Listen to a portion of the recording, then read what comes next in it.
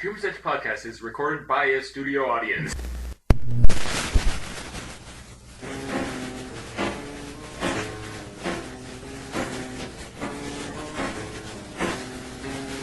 Hi everyone, it's the Dreamer's Edge Podcast!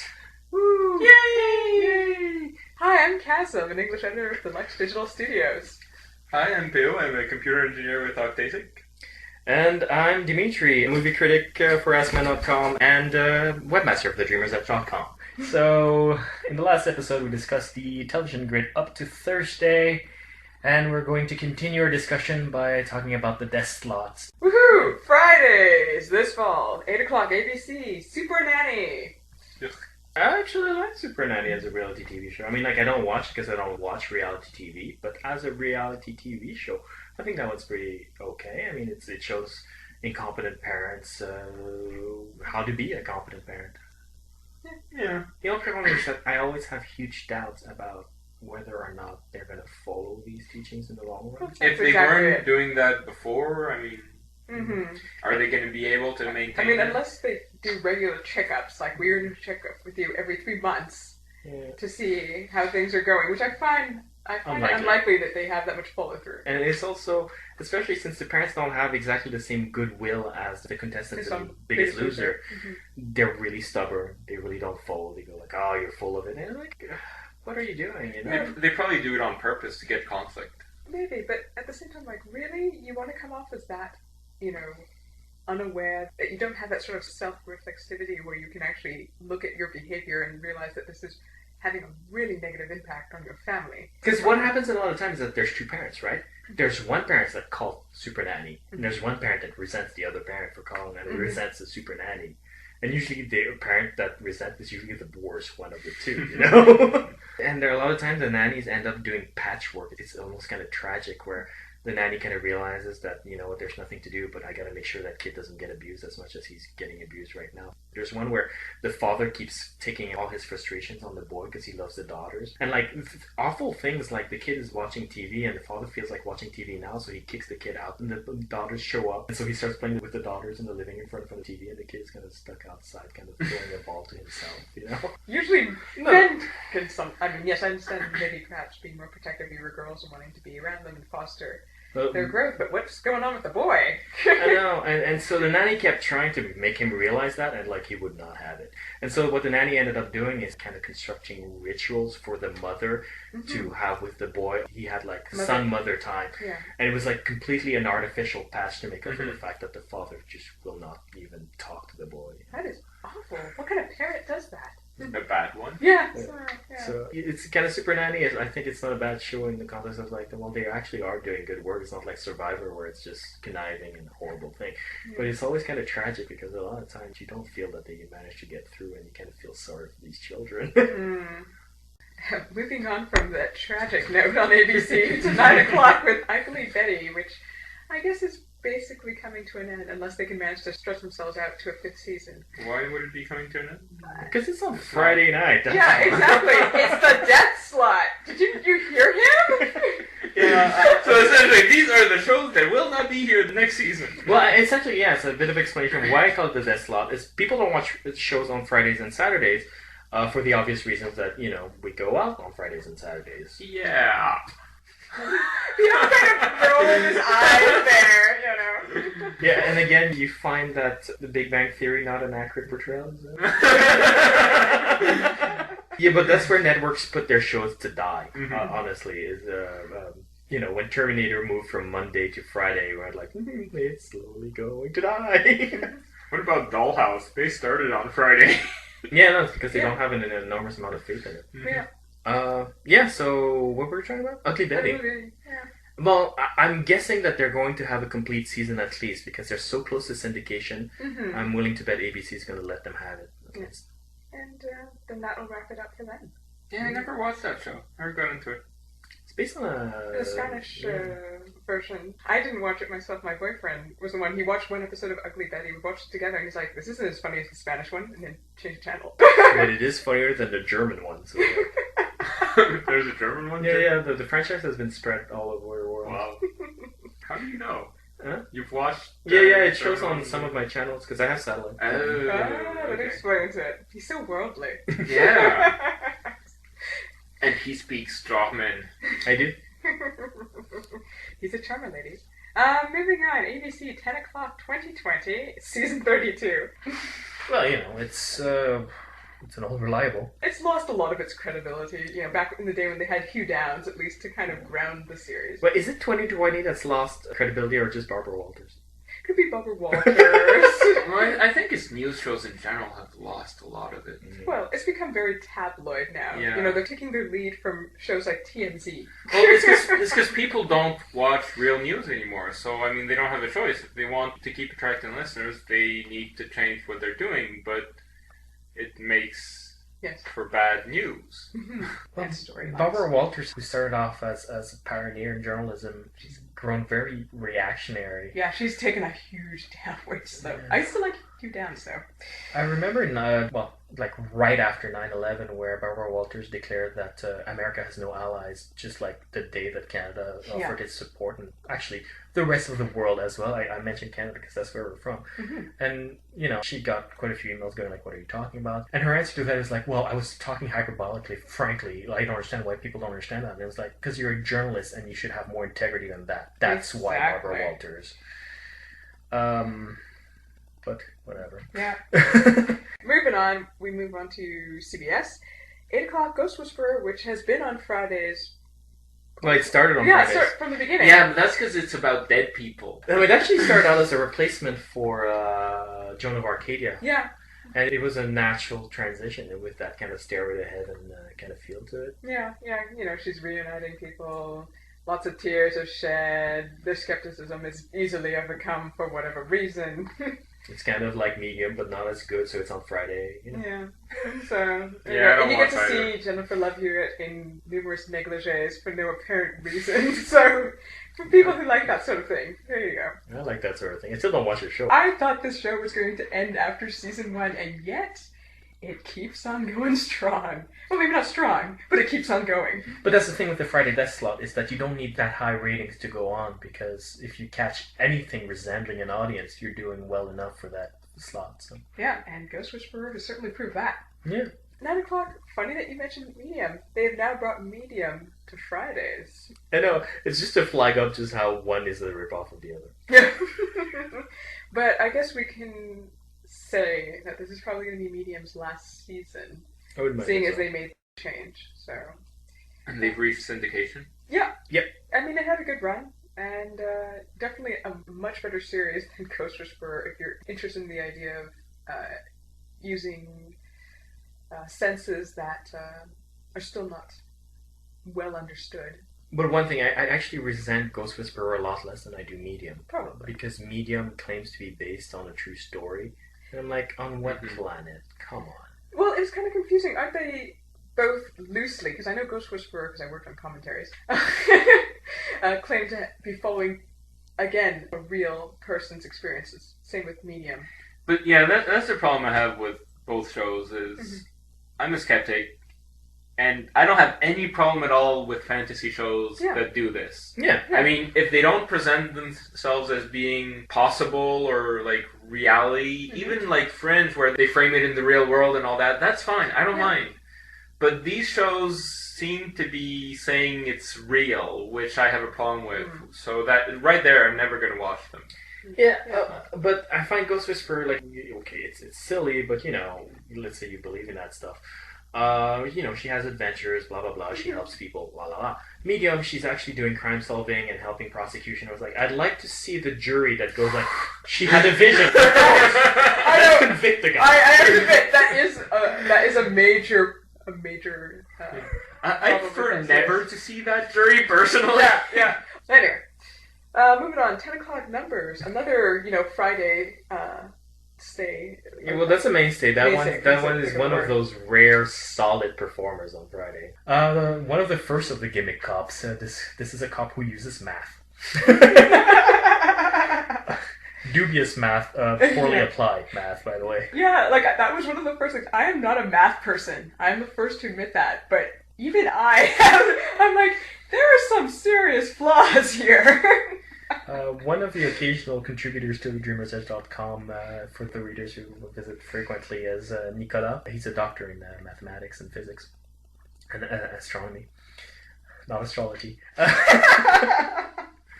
And yeah, whenever I watch the show with him, it's a delight to see him like tear his hair out, go like, "That's not how it works." Yeah, I've never watched that really. I caught an episode or two, but that's it. Never really grabbed me. It's very Tony Scott, who is one of the executive producers. It moves fast enough that you don't have to think, and it pretends to be about things that it's not really about. That's pretty much describes every Tony Scott movie out there, and Numbers is a television show that's no exception. Yeah, but it's doing well, and I imagine it'll continue to do so on Fridays. Yeah. NBC, interesting move. They now have Law and Order in its 20th season on Fridays at 8 to 9. It's probably going to kick major butt because it's a higher quality show than all the others. Exactly. I mean, if you're home Friday night and you're going to watch something, it's probably going to be Law and Order. Then again, Law and Order Trial by Jury was on the Friday. And but it died. It died quickly, but, you know, there were a lot of issues. I mean, Jerry Orbach passing away. Yeah. NBC at 9 o'clock has Southland. Actually a well-performing show given that it started like right around Sweet Time last May, and it actually managed to get a audience. Any audience you can get at that period is actually a good sign in terms of the appeal of the show. I was a little confused when I saw it on Friday. Well, the NBC for Friday is actually really interesting in the fact that these are actually solid performers. Well, that's exactly it. These are good shows. These are well-written shows. These are shows I should be watching if I wasn't going out on Friday night. And I think that's a result of giving up the 10 o'clock slot for Jay Leno. These are where those shows would have been. Yeah, Law & Order would have been on Wednesday at 10, and Southland would have been on Thursdays at 10. Which is too bad, because, you know, Southland's only going into its second season. So it's a dangerous season and a dangerous slot. Well, yeah. They're going to lose the momentum that they gained. Yeah, especially because Southland is a soap opera about it's ER with cops. Right. It's a continuity-based show. Like Law and Order, it doesn't matter if you miss an episode; you can still catch the other one on your show. That's true. Yeah. Heck, it's even written so that if you catch it at the half hour, people keep re-explaining some of the key facts, so that if you catch it at the half hour, you can still watch the rest of the show. Yeah, no, it's true. But Southland is really continuity heavy. So, like, if you miss one episode because you had a date for once, are you you're gonna really watch the show like missing once every 3 episodes and not know what's going on? Yeah, probably not. Yeah. So. Which is really too bad. A solid show. The Law and Order and Southland are, I think, shows that are gonna end up too expensive for that slot. Over time? Yeah. When compared to the other networks? Yeah, because the other shows are low performers, but they're not expensive to produce, generally speaking. We'll get to that with Fox in particular. So that even if they don't perform particularly well, it doesn't really matter that much because they're not that costly. Yeah, whereas these are quality shows where they've invested time and effort. So if they don't get a major audience, it's no longer worth it. You either change time slot for them to try to compete in the real slots, or you drop the show because it's just not worth it. Yeah, it's kind of odd because, as you said, they must not have time, but you'd think they would have made time for it. Especially since they have other shows that I think you could quite easily push out of the way to put Southland in for an hour. It's the Jay Leno show thing. I really don't understand what NBC are doing. Putting it at 10 o'clock, I mean, really, yeah. Because Southland, like, Thursday at 10 would have been a good slot for it. It's the ER with cops. That's where it was last year. That's where people are most likely to find it again. It's the same thing with the Law and Order. That 10 o'clock was really their time slot as well. So to have it shoved off to another day and another time. Yeah, well, actually, it's true. Law and Order was a 10 o'clock show, moved up to 8, and I'm wondering if that's going to affect the storytelling as well, because censorship-wise, you can't do quite the same things at 8 o'clock as you can at 10 o'clock on American television. And given the nature of Law and Order, that might be an issue. Yes. Fox, at 8 o'clock, a new comedy, Brothers. Yeah, what's that about? Brothers. It's about brothers. And what do they do, those brothers? They have funny situations. Like, when you talk about brothers, like, you mean they're related or they're black? No, I'm thinking related. No. Related. They're black and they're brothers, so it's all good. I'm actually kind of looking forward to this. Okay, so it's about a footballer who goes home to his family and hangs out with his brothers. Yeah. It's one of the few Fox shows to actually directly target the Black American audience. Yeah. Okay, well, one day at some point, Hollywood might want to portray Black Americans as something else than athletes. Yeah. It would be nice. Just a thought. Successful Black Americans. Oh, they must play sports. Sometimes they're comedians. Yeah. No, the successful ones actually are comedians sometimes, but they still portray sportsmen. Yeah. On 30 Rock. I love, speaking of 30 Rock and black stereotypes, I love the episode where Liz Lemon starts believing that Tracy Jordan is illiterate. Yeah.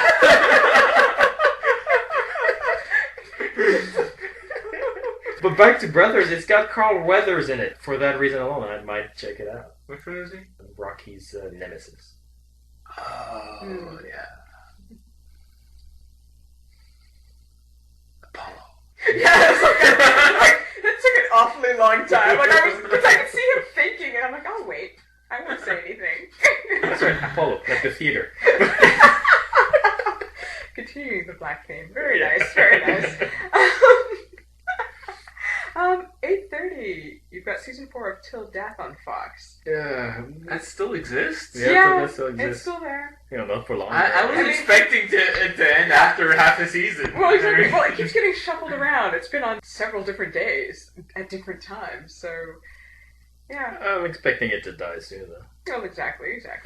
9 o'clock. Dollhouse, which I was actually surprised was back for season 2. Yeah, I expect it to last 5 episodes. Yeah. I really do. Yeah. No. Well, it's weird. Why would they bring it back if they don't expect it to... Well, they had... What are they going to base their cancellation on? It was a low performer, and I think they had a choice between keeping Terminator or Dollhouse. Personally, I would have liked it if they kept Terminator, especially back then. We didn't realize that Terminator Salvation was going to suck balls. And so you might have thought, like... Maybe they knew, and that's why, Terminator Salvation is going to kill the franchise anyway, so... Yeah, not that it wasn't already dying on television there. Or keep Dollhouse. And the thing with Dollhouse is that it doesn't have much of an audience, but it does have a solid audience, like the Whedonites who believe that Whedon can do no wrong, even when you point it out to them. What he does just wrong. brought in Alan Tudyk. Very interesting. Very interesting ending to Dollhouse. But it has potential. They could do crap with it, or they could do very good things. Well, the show is as good as it can be for such a hokey premise. The problem is that the premise is problematic. Yeah. But it is, however, cheap to produce, which is why they saved Dollhouse. Really? Why is it so cheap? Because they don't keep blowing stuff up. Yeah, exactly. Exactly. And they don't have like computer-generated robots running around at all times. Yeah. That helped a lot. I guess some people out there must be very happy because, contrary to a lot of rumors, people were expecting that it was going to be cancelled at the end of the first season. They did manage to come back, but there are clearly a lot of issues. I know you and I have talked about it. The role of women in particular, which is so funny because Joss Whedon really puts himself out there as something of a feminist, but when you're revolving your story around what seems like a brothel more than anything else, it's a little hard to take. Yeah, although in fairness, I mean, you do position the brothel as being a bad thing. Yeah. But it feels like Joss Whedon is trying to eat his cake and criticize it too. It's kind of like, oh, I'm a feminist and I don't like exploiting women, but let me make a show about that in which I exploit Eliza Dushku and put her in skimpy outfits every excuse I get. Mm-hmm. I mean, I suppose the allure is that Eliza Dushku's character, we're supposed to see her sort of blossom and become more aware of herself as an entity separate from the dollhouse. Right. But unfortunately, she's played by Eliza Dushku. Who doesn't quite have the range to portray that. Yes, that's a shame. She's good for kicking butt. Summer Glau would have kicked ass in that role. Yeah, she would have been great. Yeah, she really would have brought the show to a level that's, watchable. Yeah. I mean, I think people could get into the whole FBI agent aspect of it too. Yeah, but now he's a baddie. Sorta. I don't know, like the final sacrifice that he made in the last season was kind of like to make up for the fact that he just raped her. Mm-hmm. And I'm sorry, that's not enough. True. Yeah, it's pretty... Yeah. Yeah, so moving on from that. CW 8 o'clock to 9, Smallville. Again, another show I was surprised was still in the air. That it managed to go all the way to 9 season with half its cast sliced off. Rosenbaum is gone, and so is the girl who plays Lana Lang. What's her name? Kristen Kirk. Yeah. Oh, so who are we following now in this series? Clark, the worst actor in the entire series. People tell me it's gotten good again, but I don't believe it for a second. Also, it's kind of like Miami Vice, the movie, in the sense that I don't believe the series is taking much place in Smallville anymore. So. Well, yeah, I mean, you can't keep it there. Because he works for the Daily Planet. So yeah, he has exactly. to go to Metropolis. Yeah, no, exactly. most of the show takes place in Metropolis. I know, exactly. So they should have renamed it. It was misleading. On the other hand, they couldn't keep him in Smallville. No, they should have ended the show a long time ago. It's season 9, for heaven's sake. I honestly thought they had ended it already. Well, it actually may get a contract for a 10th season as well as a 9th season. I think that was in negotiation for a 2-season run, Okay, including this one. You can't see this, but I am rolling my eyes. But you know what? Really, really loyal fans, loyal audience. So yeah, Friday night slot, perfect for the nerds still watching Superman. Yeah, and then they compliment Smallville with an encore of America's Next Top Model at 9. That's just bizarre. Well, they have nothing. It's Friday, no one's watching anyway. Exactly, and they're like, encore of America's Next Top Model. There you go. I guess so. Why pay for a show? Yeah. True. No one's gonna That's watch. true. If they know no one's gonna watch it anyway, they might as well put filler. Yeah, especially since their demographic are people who are definitely going to go out on Friday. Oh, Yeah. exactly. They're the age. Yeah. And the only ones who are not going to go out are the little, basement nerds who watch Smallville. Take that, comic book fans. Come on, write your angry letters. And viruses. Yeah, that's true. Batman's good. Well, that's Friday nights this fall. Does anyone have anything to say? Yeah, I think CW is going to take it home for sure. That's right, they're just strong Friday night. No, CBS usually takes it on Friday, and it's hard to imagine it moving that much. Even with NBC? Law and Order and Southland? Well, see, this is the problem. Because they have quality shows on Friday night, and most of us who probably watch these shows are not likely to be home. We would tune in if we are.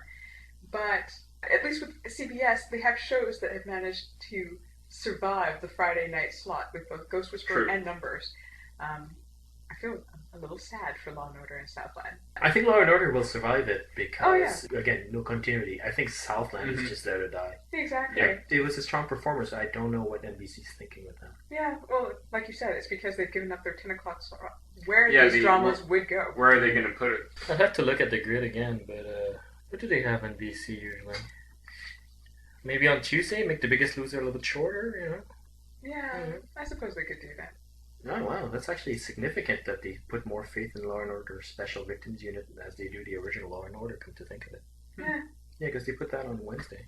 Yeah, come to think of it, CBS probably will take it away because Southland, if it's continuity based, it's not gonna last. Mm. So they're gonna drop. And the others don't really have a full lineup. I have to go with CBS as well, just for those reasons. And what are you going to watch? What shows are you going to watch? If I'm home, it's probably going to be Law and Order and Southland. You're not fooling anyone. We know you'll be home.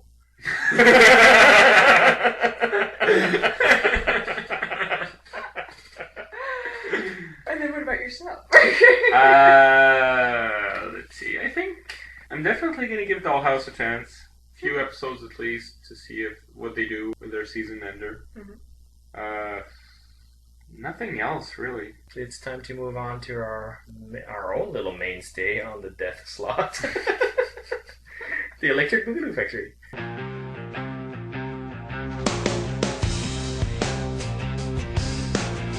So, the Electric Boogaloo Factory, that's when we take a franchise that doesn't deserve a sequel and make up a sequel. Woo-hoo. That was lame. It's because I'm not that excited. Hey, this week's about TV, so we decided what would we do if we didn't do so much a sequel as a movie adaptation of a popular series. And in the great tradition of the Electric Boogaloo Factory, we went with the thing you really would want to see. And that's One Tree Hill, the movie. I actually moved it about 20 years down the line. Everyone's older. Lucas Scott has been struggling as a writer. He's become despondent, disillusioned, and in the great tradition of writers before him, such as Sylvia Plath and Ernest Hemingway, he decides to commit suicide. However, he is not successful in his attempt, and he's in a coma in the hospital. And at this point, his old friends and enemies gather around him. And it's basically one really long and tiresome movie about them talking about stuff over his body in the hospital bed, and him doing his usual eyebrow thing as comments come his way. That seems pretty in keeping with the later seasons of One Tree Hill. There you go. Because they removed the parents mostly because they grew older. So there's no more Dan, and Dan, who is Lucas and Nathan's father, is like the diabolical villain of everything, who's evil for no reason. And he always makes the show so much fun. But now they kind of pushed him aside, so it's really just the teens talking. Actually, when I was thinking of One Tree Hill and trying to figure out what I'd like to see in the movies, it occurred to me the weird continuity in One Tree Hill. Because check this out. The first 2 seasons equaled 1 year only. So that means that in 2003, they started off at 16. Right? And then the 3rd and 4th season also equaled 1 year. So in 2007, they were 18. And then before season 5, there was a 4-year gap. Which means in 2008, they were 22 and they had graduated college. Also, Chad Michael Murray managed to finish a novel and people were awaiting his second novel, and he couldn't find an inspiration. His editor was losing patience with him, and I was like, really? Because that doesn't seem like an awful lot of time. And then maybe some writers are just better than others. Oh, bite. And then season 7, which is the upcoming one, there's a 1-year gap again. So in 2010, they're going to be 25. The timeline is all messed up, and all the actors are 28, so it's even more confusing. Which is why they couldn't just keep going 1 year per 2 years. Yeah. It would be like 19 and they're 28. But it occurred to me the only way to explain all of this is if One Tree Hill, the town, is placed over a wormhole. And the space-time continuum is all relative. So it would be One Tree Hill lost in time. Where Chad, I will not call him Lucas, realizes that they're on a wormhole and realizes that he must go back in time to slow down his aging, otherwise the continuum will explode. So we go back throughout all the gaps and figure out how it is that Chad convinced all the characters to inject themselves with whatever so that it would slow their aging so they would keep with the reality. Let me guess, he raises his eyebrow. Let me think about that as I raise my own eyebrow. Yes, and then we discover that Dan, his father, is actually a time master who's been manipulating events all along. Does that mean we get to see Doctor Who? No, we get to see the Doctor. But they do wage a big war, which creates a ripple effect. Kind of Time like War? Yeah, Time War. Yeah. And it's like butterfly effect, and so Jamie, Haley, and Nathan's sons get erased from existence only because I hate that kid so much. And then we reveal Dan's evil plan, which all along had nothing to do with the town of One Tree Hill. Really, he wanted the butterfly effect to affect another nearby town called Cape Side, where Dawson and Joey can finally be together. Thus ending the world. I'd watch that. I would too. There's Chad in it. Of course I'd watch it. He's like Zac Efron, but without the talent. Anyway, guys, see you next week as we talk about the weekend slots. Just next week, not even 2 weeks, just next week. Isn't it awesome? No? Okay, well, bye.